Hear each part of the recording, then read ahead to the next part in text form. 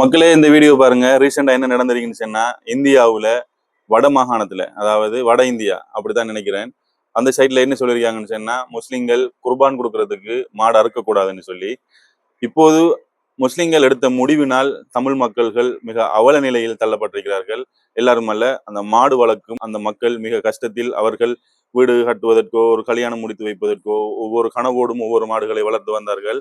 இருந்தும் அந்த மாடுகளை இப்போது விற்றுக்கொள்ள முடியாத நிலையில் வந்துள்ளது. காரணம் என்னவென்றால், முஸ்லிம்களை மாடு அறுக்கக்கூடாது, மாடு வெட்டக்கூடாது என்று சொன்னதற்காக முஸ்லிம்கள் ஒரு முடிவெடுத்திருக்கிறார்கள். என்னவென்றால், குர்பான் கொடுப்பதற்கு மாடு அறுப்பதில்லை, மாடு வாங்கவும் கூடாது என்று அவர்கள் தெரிவித்த அந்த பதிலுக்காக மக்கள் எல்லாம் ஒன்று திரண்டு கையில் அருவாளோடும் பொல்லோடும் தடியோடும் அந்த அமைச்சரின் வீட்டுக்கு முன்னால் நின்று போராட்டம் செய்து கொண்டிருக்கிறார்கள். நீங்கள் நினைக்க வேண்டாம், இது சும்மா ஒரு சின்ன போராட்டம் என்று.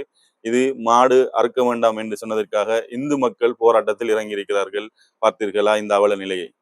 இதைத்தான் சொல்லுவது தன்வினை தன்னை சுடும் என்று. நீங்கள் செய்தது உங்களுக்கே திரும்ப வந்திருக்கிறது. பாவம் அந்த இந்து மக்கள்.